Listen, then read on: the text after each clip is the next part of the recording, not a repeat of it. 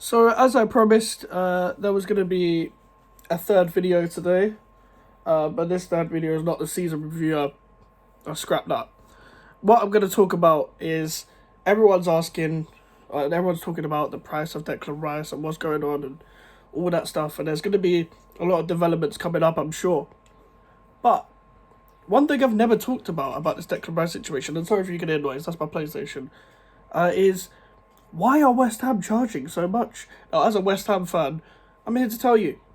Obviously, some of you are West Ham fans, you'll understand anyway. But I've got another reason.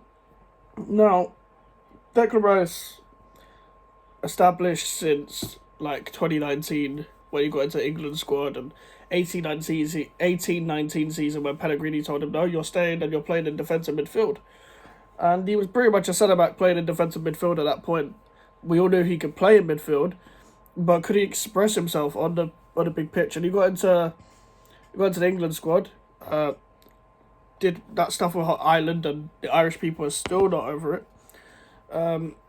It's probably time to get over it after 4 or 5 years, but to each to their own. But I'm going to tell you, this is the reason why we're charging so much, because over the years, like in 2019, 2020, 2021, 2022, there's been strong these are not strong, but Chelsea were linked for a long time. It was just Chelsea, I would say up until like last season. From 2019 to 2021, I would say strong Chelsea links for a long time. And in 2022, they were trying to bring it back. And it pretty much, since Tuchel when Tuchel left Chelsea. And Man United were in there a lot when Ole Gunnar Solskjaer was at Man United. Up until he left, Rice was linked to Man United. It was linked to the 18-19 season, the 19-20 season, and so on. He was linked to Liverpool in the first half of the season because they realised halfway through that they need to rejuvenate their midfield, and Liverpool fans were scouting Rice. Like, you can't just watch a West Ham game. Obviously, never going to go to Tottenham. And the Arsenal one's been since January. And Man City, he's been linked to Man City like here and there. And the best worst case scenario for me is that he goes to a City or Liverpool. Liverpool are not interested. So, please go to City. But now we're getting to the reasoning why he's been why we're asking for so much. Now everyone thought 1 year left, they can't ask for much anymore, it's not 100 million, whatever. Trigger an extra year. Second of all, does anyone remember, because this was a bit before my time, Frank Lampard, Jermaine Defoe, Michael Carrick, Rio Ferdinand, Joe Cole, even Glenn Johnson, players like that. There's more players. There are more English players. There's even non-English players even Scott Parker, even like non-English players like Paulo Di Canio, Dimitri Payet, etc. These players all did well for us, and they were all like standout players. But guess what? When we sold them, and especially the English guys that I mentioned, went on to do great things, and Jermaine Defoe. We didn't get our money's worth really, even though we thought it was a lot back then. We don't want to get ripped off again.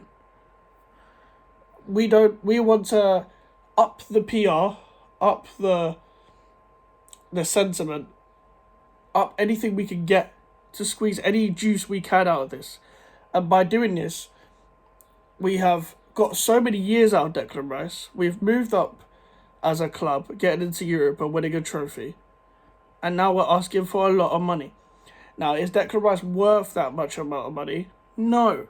But guess what? I don't think anyone has been worth their big prices. It's rare that you get a Julian Alvarez and a Alexis McAllister for cheap. Now, if you want to just get cheap guys, just steal Brighton's scouting system. That's exactly what Chelsea did, and they're still going after mad players anyway. Go after gems and do all of that stuff. But we don't do that around here. We like to squeeze the juice out of what we can get. And we need to reinvest properly. And there's one thing that West Ham haven't done is replace players. Like, very good. And that's why the Arsenal bid was so retarded. 80 million plus 10 million add-ons. One of the worst bids ever. And yeah, we're like overdoing it with the whole embarrassing thing, but it is kind of embarrassing in my opinion as well, because you want to win the league, as you should. You're a big club. Pay the money. You wanted Caicedo and Rice. You kept good relations with us and Brighton. Caicedo, you pulled out of the deal. You're now going after Kai Havertz for some reason. And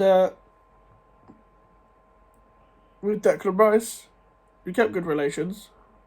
Now, it's reported they're going to come back 90 million plus add-ons and all that. I think we will reject that. I don't think we'll accept that. I think this is going to... Arsenal don't want to get into a bidding war. West Ham want everyone to get into a bidding war for Rice. And Rice wants to go to Arsenal. So there's not going to be a one-way street. It's up to 3 different parties for this to conclude. The player, the club, and the 2 clubs. And you got to think about it. Even Michael Carrick. I don't even know if I mentioned Carrick in that list. All these players, Carrick, Ferdinand, obviously Ferdinand went to Leeds first. He went to United, won leagues. Carrick won leagues. Lampard won leagues as well. Like, they all won stuff. Defoe went on to be a great striker. Probably should have got even a better move. Defoe was that good when I watched him at Tottenham. And other players as well. Even Glenn Johnson was a decent player. I don't remember if he won a title with Chelsea. I don't know if he was in that first Mourinho side. I wouldn't know. I watched Premier League years, but I don't remember everything. And, yeah, we're just trying to squeeze anything we can. And that's why, let's say Rice goes on to, does win things, we'll at least get our money's worth. Because his next move, unless he has the biggest fall-off in the world, will probably be one of his last clubs he moves to. Because despite this, you want to look at this as like, I want to stay at this club for a long time kind of thing. And let's say he moves to Arsenal. Unless Arsenal have a big fall off, he'll probably stay there for a long time. If he moves to Man City, I can't see him leaving Man City unless he's actually shit there.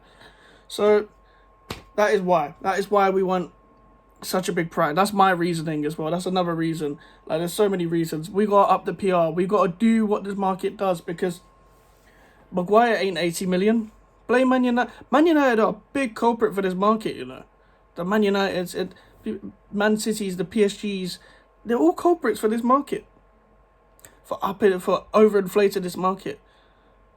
80 million for Maguire and all this. Maguire. We're talking about Maguire here.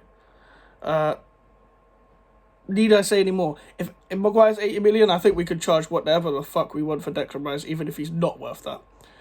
And even in, like I wouldn't really... We shouldn't be realistically paying 100 million for anyone, if we're being honest. But that is the way the market is. And that is the role I'm going to stand on. I'm going to be shameless when we sell him. And I'm going to get the video of that woman on the advert and say, did you see what I just did there? There's the scam video. That's what I'm going to do, even though I don't think it's a scam. I'm going to do that. That's the end of the video. Leave a like on the video, guys, if you watched, if you enjoyed watching.